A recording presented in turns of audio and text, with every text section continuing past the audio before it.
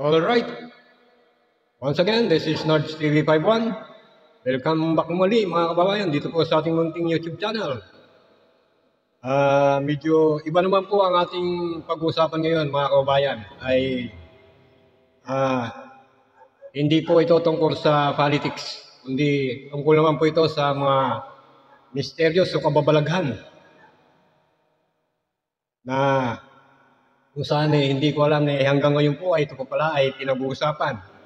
Pamilyar na po siguro kayo sa yung sinasabi nilang Biringan. Biringan po, ito po ay sa lugar ng Northern Samar. Na talagang hanggang ngayon pala ay pinag-uusapan pa rin ito. Dahil ito po palang si Elizabeth Oropesa mga kababayan. Napanood ko po ang kanyang video na sa kanya pong vlog doon po sa YouTube ay siya pala ay nakarating, nakapasok sa Biringan na ito po ay sinasabing ito daw po ay Lost City o kaya naman ay mas kilala sa tinatawag na Mysterious City mga kababayan. Ito pong Biringan sa Northern Samar mga kababayan. Ako po kasi ay ipinanganak dyan sa Northern Samar. Ang bayan po namin ay dyan sa Las Navas at yung pinaka-city ay ang Katarman. Ito pong Biringan Samar, Biringan mga kababayan, sinasabi nilang Mysterious City, ay kahit nung akong malit pa noon, nung araw, kwento pa ng mga lola at lolo ko noon, talagang marami nang nangyaring mga kababalaghan dyan.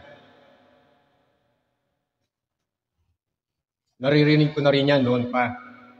Ito pong, ang ibig po sabihin ng Biringan, mga kabayan, ay ito po ay salitang waray na ang ibig sabihin po ay hanapan ng mga nawawala. Kasi nga, marami po talagang mga tao sa mga residente doon, kalapit bayan ng nawawala. At doon po nila ito hinahanap. Ang Biringan po mga kababayan ay nasa pagitan po ito ng Kalbayog at Katarman.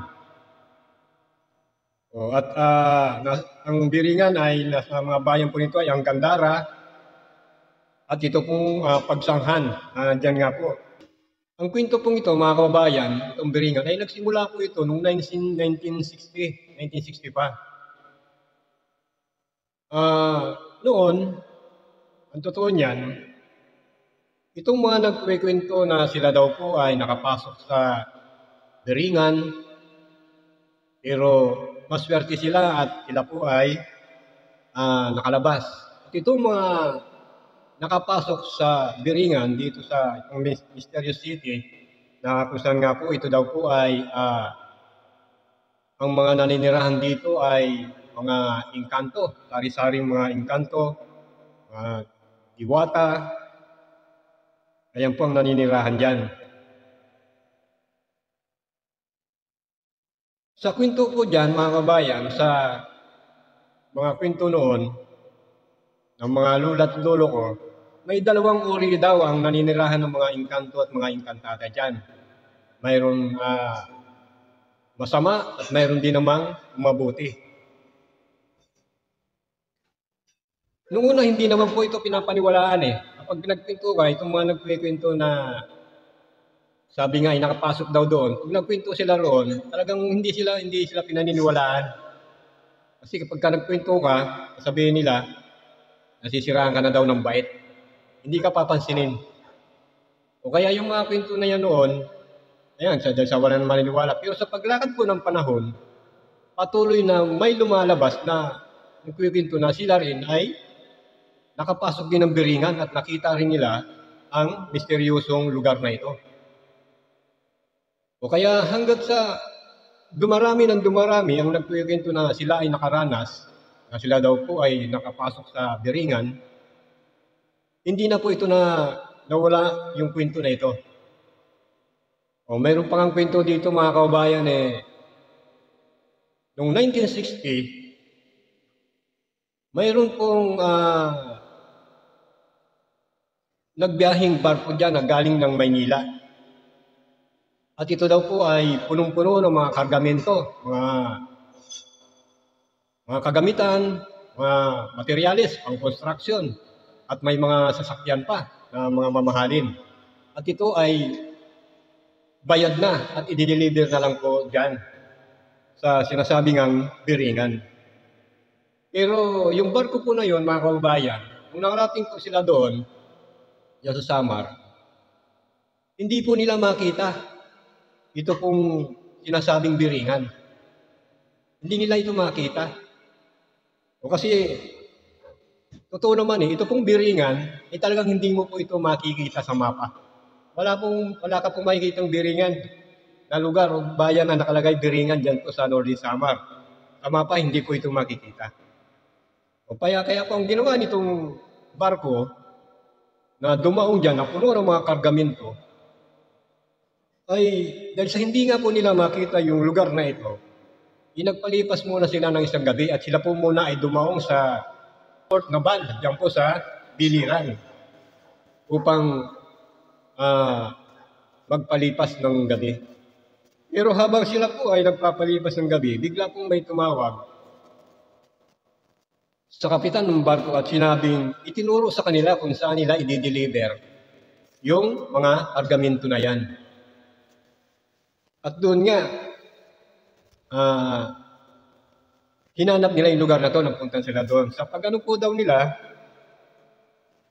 sa yung nagbabiyahe na sila, biglang nagdilim ang kapaligiran. At pagkatapos noon, bigla na lang may nakita silang nagliliwanag. At doon nga nakita nila ang bayan na yon. At doon nga ay dumaong sila. At nung nakita daw nila yung bayan na yon, talagang namangha sila sa napakaganda daw po talaga ng bayan. Kakaiba, talagang kumikinang, para bang nababalutan ng mga ginto. Tapos daw, ang nagbaba ng mga kargamento ay hindi na yung mga tripulante, kundi talagang tinulungan sila. May tinulungan sila na yung nagbaba, yung mga engkanto. Pero sinabihan daw yung mga taga-barko na yan, at yung mga tripulante, yung kapitan, na agad daw, pagkababa ng mga kargamento, ay kailangan agad na silang umalis. At may habilin pa daw po na wag muna silang lilingon hanggat hindi daw po nila nararanasan na may hangin malamig na dadampi sa kanila. Pag naranasan na daw po nila yon, doon pa lang silang lilingon. At doon nga, agad na silang umalis. At nung pagka hindi pa sila nakakalayo, ilang minuto ay nakakalipas, yun nga, maramdaman nila na parang may hangin na kakaibang hangin na dumampi sa kanila, doon sila lumingon. At ang paglingon nila, nagulat sila. Yung siyudad, wala na. Ang nakikita nila, puro kargatan na lang. Wala na yung siyudad na yon. Yung po ang isang mga pangyayaring kwento na nangyari po yan noong 1960. Ayan po mga kababayan. Ito, panoorin po muna natin ito pong kwento ni Miss Elizabeth Oropesa. Ito po, panoorin po muna natin ang sasalaysay ni Miss Elizabeth Oropesa. At sa kanya po yung video nito, mga kababayan, credit po natin ito sa kanya. Video niya po ito.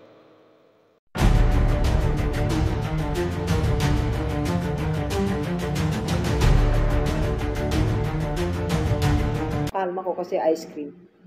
Tapos kung kumalma, after an hour, bumalik ako. The same procedure. Prayers, meditation, calming down, and then asking permission, and then bringing the same flowers and fruits. Ang bilis na yun. Pagbukas, alam ko na yung frequency, alam ko na, naka-adapt ako kaagad. Meron nang sumalubong sa akin. Yung sumalubong sa akin is a very beautiful being na elemental na Para siyang mushroom. Alam niyo ba yung mushroom? Parang kabute. Pero magandang, tama ba yun? Kabute, yung mushroom? Para Bote. ba yung kabute? Yun. Ayun. Thank you for the heart. Yun. Pero maganda siya. Para siyang batang lalaki, pero mushroom. Yes, thank you sa kabute. Ngayon, sabi ko, hello, pwede akong pumasok. Sabi niya sa akin, we don't, pag nag-uusap po kami with the elementals, even with aliens, hindi yan verbal. Ay, ewan ko yung iba, ano po, yung sa experience ko. Parang mental telepathy. Mental telepathy. Okay.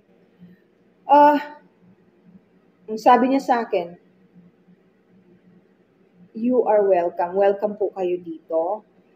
Ako po ang magbabantay at ituturo ko po sa inyo kung saan kayo dadaan, kung anong gusto ninyong makita. Di, sabi ko, salamat, salamat. Tapos umikot siya uli, umarap siya sa akin kasi nasa unahan ko siya. Ako nga po pala si Kring. Ang pangalan po niya ay Kring. Anyway, pagdating ko po dun sa bandang siguro mga few meters from the door, Diyos ko na, nakaka-overwhelm. Ang ganda po ng lugar.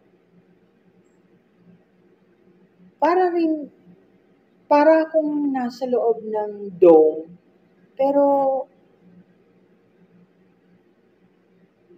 parang may protection, parang ang hirap explain talaga eh. Ang hirap i-verbalize eh.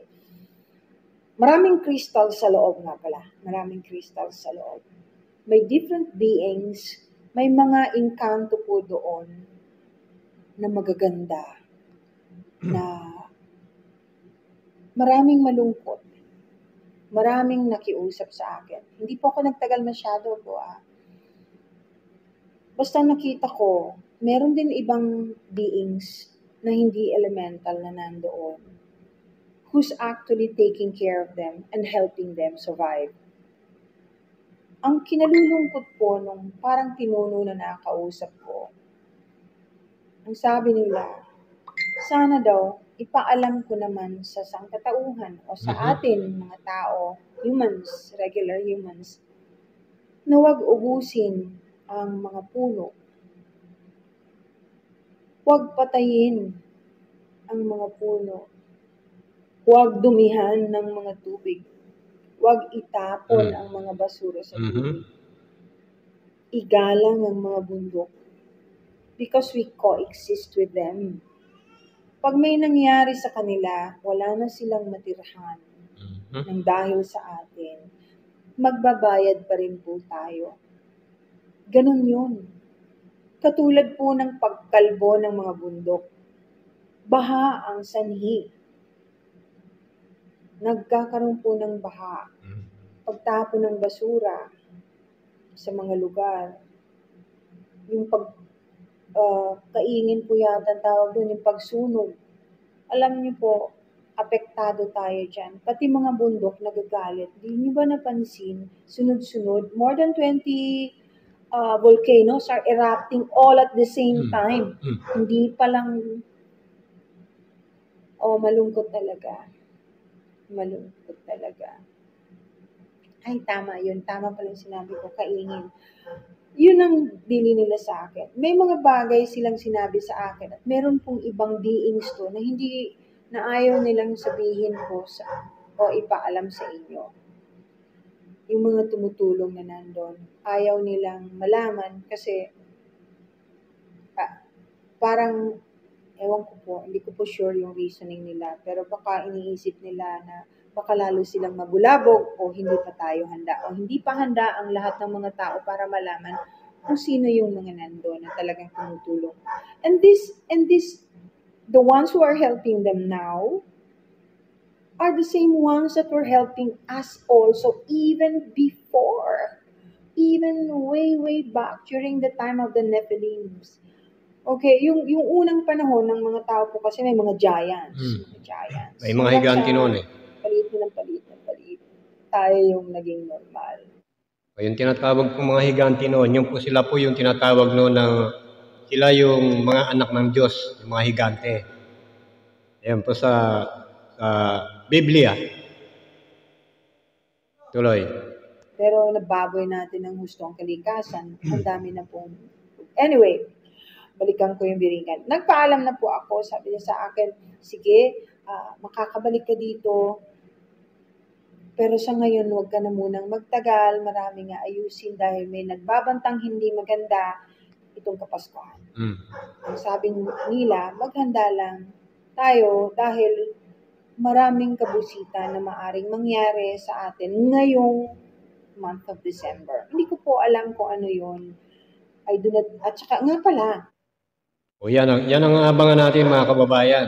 Ay dahil nga sa nakausap niya daw, yung mga naninirahan doon, yung yung pinaka pinuno nila o hari, parang nagbibigay ng babala na kailangan mag-ingat tayo ngayon.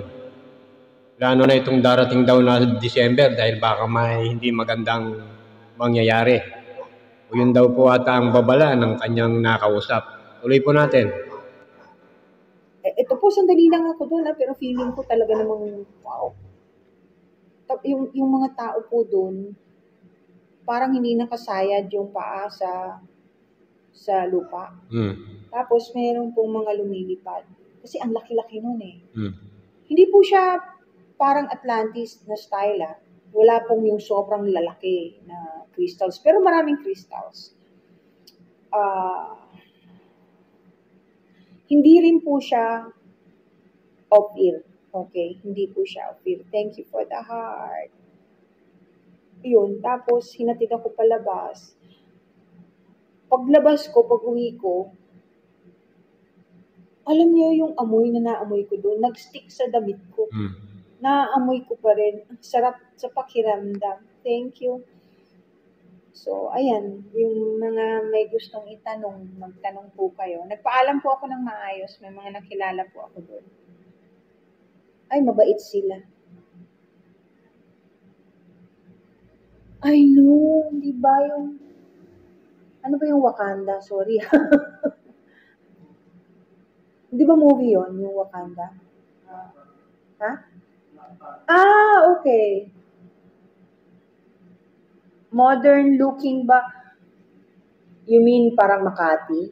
O yung may mga flying object? May mga flying object, but technically, the buildings, I wouldn't call them buildings.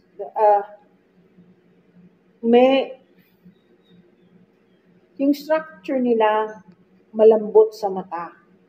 Hindi matulis. Hindi ko alam paano explain. Yan ang pinakamahirap na parte, mag-explain ng mga bagay na wala kang maaring i-compare with. Alam niyo yun? At saka may mga lumilipad na hindi lang yung Tatabi. sabihin mo parang sasakyan. Naku, I cannot talk too much about these things. Anyway.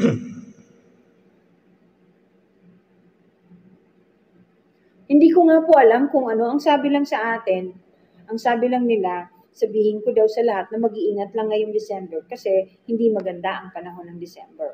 Merong parang may nagbabadya na hindi maganda para sa atin. So, mas mabuti ng laging handa at magdasal.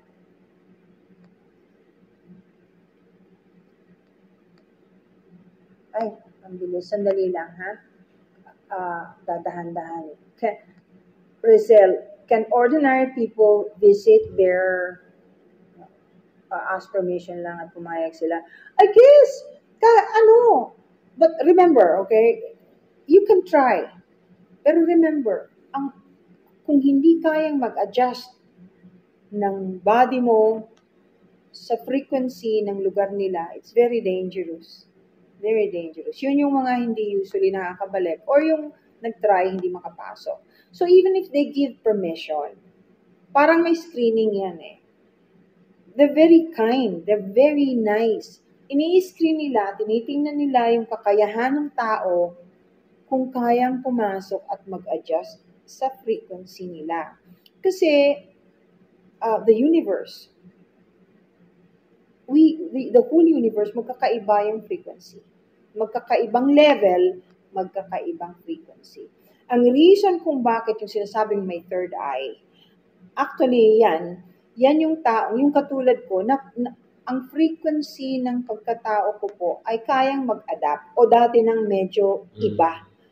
Na kaya nakikita ko yung hindi nakikita ng iba. Yun lang po yan. Yung Earth, may frequency po yan. Mayroon pala siyang third eye. Iba't ibang klaseng energy, iba't ibang levels, iba't ibang frequency. Ganun po yun. Jean, sa Biringan. Yon, okay? So, pag pumayag sila, ibig sabihin na screen ka. Ibig sabihin, kaya mo. O yan nga po mga kabayan, narinig niyo po ang pagkukwento ni Miss Elizabeth Oropesa. Na kanya daw po nakausap itong mga naninirahan dyan sa Biringan. O yung pinuno ng Biringan na pinag-iingat daw po tayo. Na parang nagbibigay ng babala na parang mayroong hindi magandang mangyayari ito daw pong December na darating. Ayon po ito sa kanya pong kwento. Wala namang masama doon mga kababayan kung maniniwala kayo o hindi. Ito po mga kababayan kung ano po yung paniniwala ninyo, irespeto po natin, kailangan po natin respeto yung paniniwala rin ng iba. Kunwari, ito pong nagkwento na ito ng mga naka-experience daw, nakapasok daw dyan, at ito ay kanilang kwento. Sa kanila pong naranasan ay talagang totoo po ang Biringan. Na ito po ay talagang maraming kababalaghan na mga nangyayari dahil sila mismo ay nakaranas. O yung kanila pong paniniwala na yan ay irespeto po natin. At yung hindi naman po naniniwala, na siyempre kung hindi ka naka-experience, malamang sasabihin mo, hindi nga ito totoo. Kasi hindi mo nakita o hindi mo naranasan. O yung mga nagsasabing hindi sila niniwala, irespeto din po natin ang kanila pong paniniwala. Kaya, ganyan po ang magandang natin sa bawat tao, may kanya-kanya tayong paniniwala.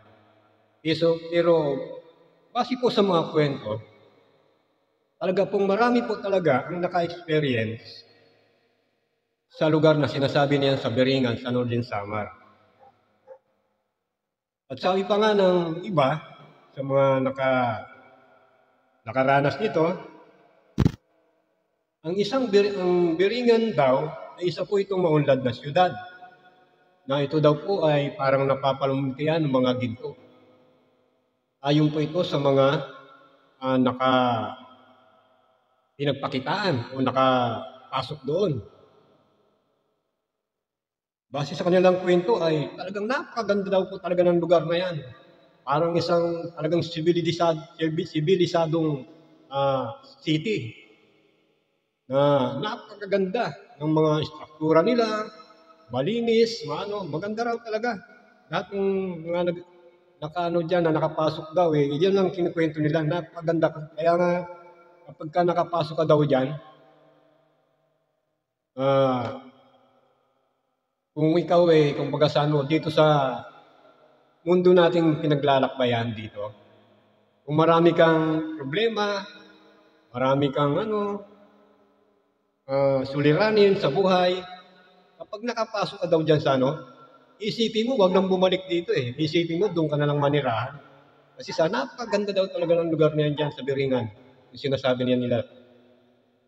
At sabi pa ng iba, ang mga nakatira daw dyan ay tumutulong din sa mga taong nangangailangan. Lalo na sa mga taong may mabubuting kalooban. At mayroon naman nagsasabi rin, sila rin daw ay nagpaparusa sa mga taong may masasama ang kalooban. At sa mga bali-balita nga, ang mga ito ay nakakasalumuhan natin. Kumbaga sa ano, kasama natin na ano dito, kumbaga sa ano, nagmamatyag din pala sila sa mga nangyayari dito sa mundo natin na ito.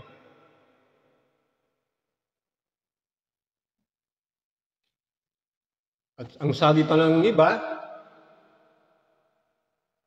ay sila daw ay, ang kwento nga dyan, ay sila daw ay nangunguha ng magagandang babae para ito daw po ay kanilang mapangasawa. Alam nyo mga kababayan, dito sa Samar, kahit nung maliit pa ako noon, ba't naririnig ko lang ito marami daw po talagang mga kababaihan dyan sa lugar na yan ang nawala. Bigla na lang daw, hindi na nakabalik. Yung sabi-sabi nila, yun nga, baka daw kinuha ng engkanto at nanirahan na dyan sa Biringan. At yung Biringan na ito, mga kababayan, paano ka makakapasok dyan? Ito daw ay mayroong itong portal o lagusan patungo ron para ikaw ay makapasok. Ano po itong portal o lagusan? Kasama nga daw po dyan pag yung sinasabing mga kakahuyan. O puno ng baliti o akasya. Isa po yan. Yung mga ilog, meron daw yung portal din dyan. Yung mga falls. Ayan, kasama daw po yan. At ang pinakamalaking portal daw na lagusan dyan ay dyan nga sa bayan ng Pagsanghan. Ayan, ang mga lagusan daw dyan, patungo dyan sa Biringan Samar na yan. Nasasabi. At maraming kwento pa ang maririnig mo tungkol talaga dyan sa Biringan. Mayroon pang ang kwento dyan mga kababayan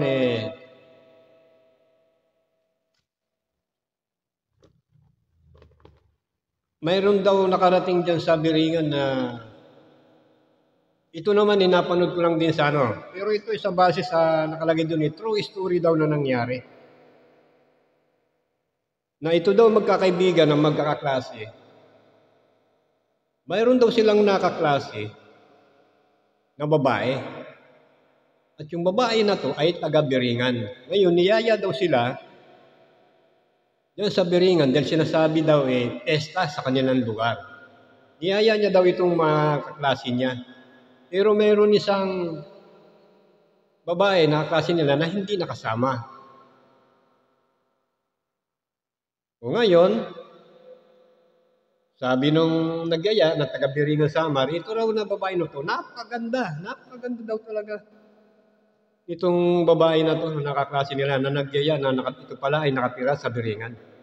At sinabi niya, sagot niya lahat ang gastos.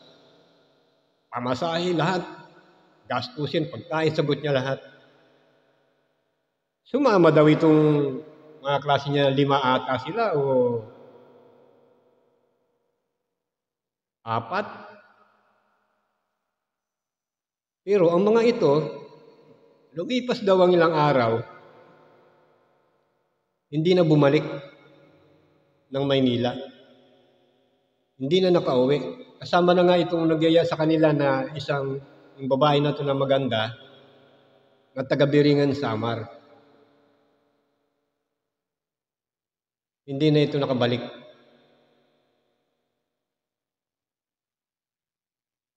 Yan po ang mga kwento dyan sa nasabing Biringan Samar.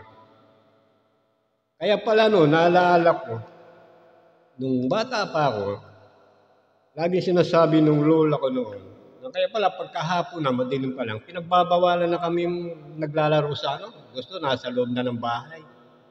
Dahil balitang-balita nga yan. Bagamat medyo malayo po sa lugar namin yan, kasi yung lugar po namin sa may, tutunan yan, ang baryo pa namin, sa Las Navas, tapos pinakabayan Katarman. Medyo malalayo na, pero talagang pati doon sa amin, may mga nangyayaring ganyan.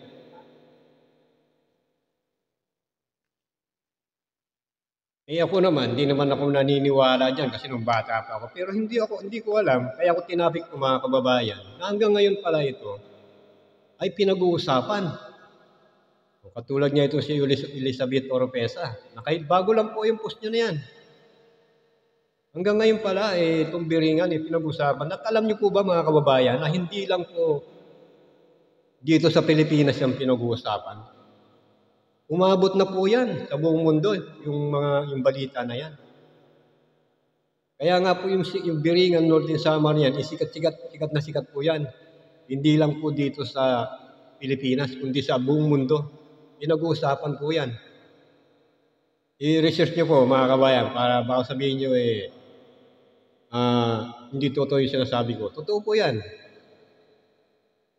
O mga kababayan, hanggang dito lang po muna. Kung hindi pa po kayo nakapag-subscribe, mag-subscribe po kayo at huwag kalimutan i-click ang notification bell para maging updated po kayo sa ating po mga reaction video na ating pong i-upload dito lang po sa Nards TV 51.